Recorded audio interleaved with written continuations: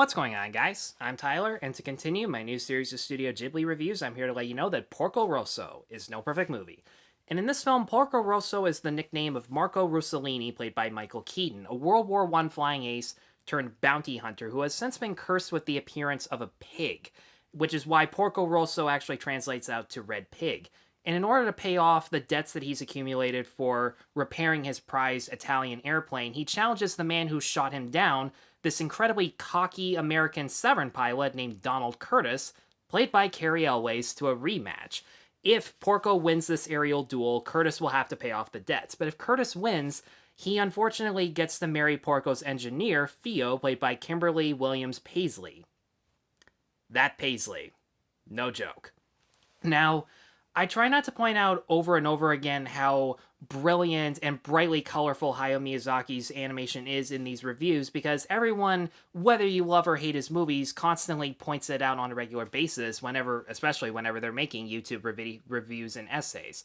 But considering a good chunk of this movie takes place in the sky during these really good aerial dogfight sequences, it is important to point out how animators need to draw these sequences at just the right speed and the right camera angles in order to make it exciting, and both of those things pay off beautifully. Something I kept noticing throughout each flight sequence is that during certain shots, it really feels as if the plane, the camera, and weirdly enough the setting are all moving at once, giving this unique sense of camera motion that you would experience from other animated movies like Beauty and the Beast, Hunchback of Notre Dame, Treasure Planet, stuff like that that feels so authentic, it may as well have been filmed in live action and just traced over with animation. In my opinion, that's how great the animation is in this movie. And something I realized in regards to character designs upon second watch, because this was my second watch before filming this video, is that Miyazaki picks a lot of characters and designs them without certain expressions. Half the characters in this movie have goggles or glasses that are blocking their eyes, which really are the most expressive and animated feature that you can give in a cartoon. But he compensates for that by having the characters be so expressive in regards to their smiles, their facial hair, the way that their faces turn red in embarrassment or unbelievably large amounts of anger, or just how calm and composed certain characters are, where they're so unfazed by anything that seeing the slightest amount of danger doesn't even make them flinch, can say a lot about certain characters, especially with Porco Rosso. The most interesting thing about him is dude never comes across as being cartoony, even though he has the face of a pig. He has all these dark glasses. He's constantly smoking with a glass of wine in his other hand. This huge trench coat that makes him feel like a Humphrey Bogart character. You can take him 100% seriously throughout the entire thing. And it also helps that Michael Keaton has this soft but still very deep and dry voice that really does make him sound like a Humphrey Bogart character. He's incredibly cynical and stoic in his line delivery, but his overall voice just sounds so smooth and calm and charismatic. And he really does feel like a hard-boiled character from a film noir, kind of like Casablanca, where dude really does shut out everyone in his life because he's afraid of committing the exact same sins that he committed during World War I, and he believes that those sins are the reason that he's cursed with the face of a pig, which is why when he has to take Theo along for the ride, he's initially skeptical about her skills as an engineer. And not gonna lie, a good chunk of those fears do come from the fact that she's a woman, and not only that, a 17-year-old woman who's been given so much responsibility to design such an important and serious level of aircraft. But he does acknowledge her skills, he does acknowledge her dedication, and in the end, that's really the reason he ends up taking her along the ride and ends up showing her gratitude that he rarely shows towards anyone else in his life. Now, with Kimberly Williams Paisley as Theo, she was a little bit of a mixed bag for me personally. Don't get me wrong, I like the way that she's written. I love how she's outspoken about almost every single thing without the slightest concern about other people ridiculing her. And whenever anyone does ridicule her, she stands up to them, and in the end, she gains a lot of respect and even slight attraction towards people that really shouldn't be attracted to her, like this one gang of air pirates led by Brad Garrett, who is hilarious. I love how bumbling and short-tempered he is as the smartest leader of this group of pirates who tries to take himself so seriously even though his crewmates are unbelievable buffoons. The pirate sequences were a lot of fun to watch, especially when they're trying to please Theo as much as possible. But in regards to Williams Paisley's voiceover performance, I thought she was a little too over the top compared to the rest of the actors. Her character always has this line delivery that makes her seem like she's shouting in sequences where she really should be speaking at a normal tone or maybe even whispering, not shouting everything off the top of your lungs. I know I do that in my videos all the time, and I'm not saying I enjoy that about myself, but... And for all I know, this could be an English dubbing flaw, but nevertheless, it still sticks out. And there are so many scenes where I should be cheering her on because she's making that big of a difference, but she just gets on my nerves because of how loud she is about it.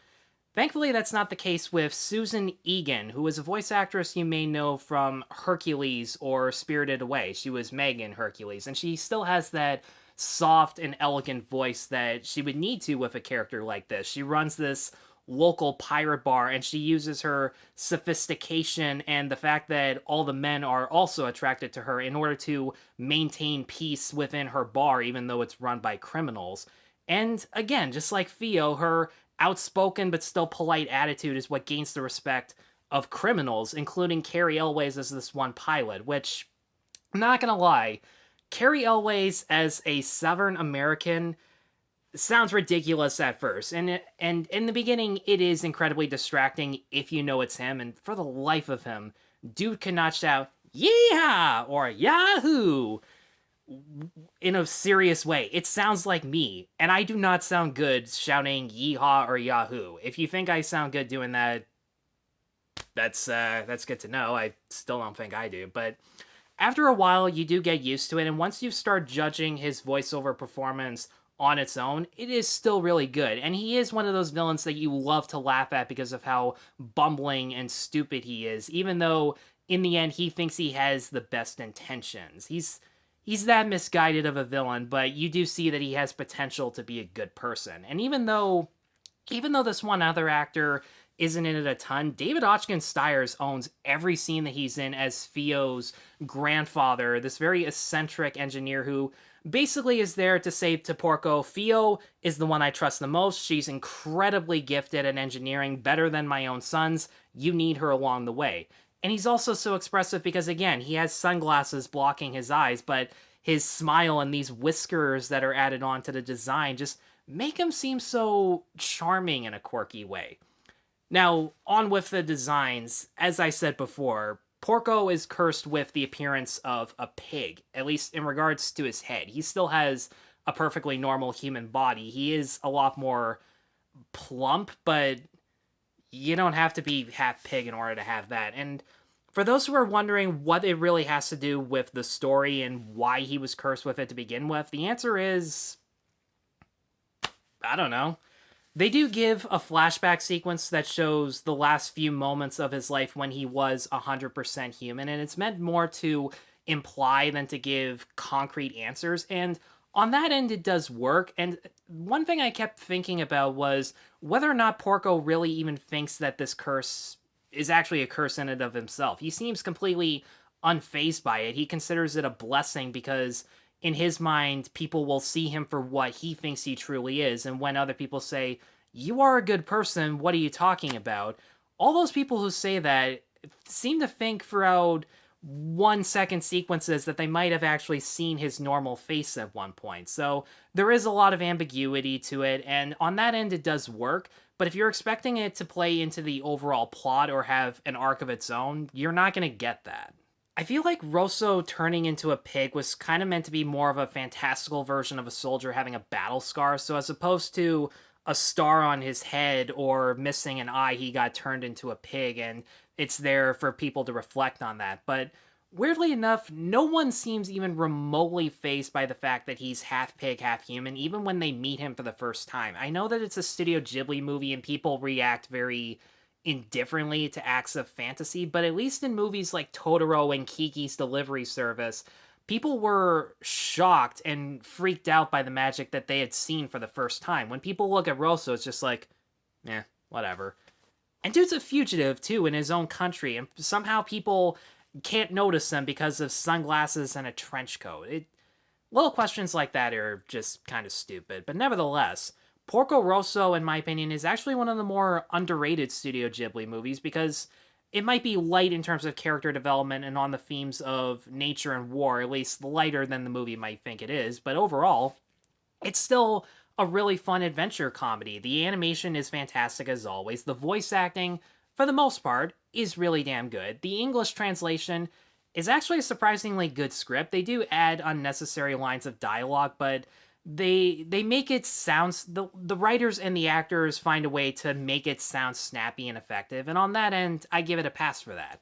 And overall, Porco Rosso was just fun. For half the movie, I had a smile on my face just because of how exciting the aerial sequences were, how good the comedy was, how good the actors performed that comedy. I just had a really good time with it, and for all those reasons, I'm going to give Porco Rosso a 4 out of 5. Guys, thanks as always for watching. If you have seen Porco Rosso, let me know in the comments below what you thought of it. Be sure to stay tuned for more Studio Ghibli reviews. My next one will be Ocean Waves, and I've never seen that before, so that ought to be interesting. And be sure to like and subscribe. Take care.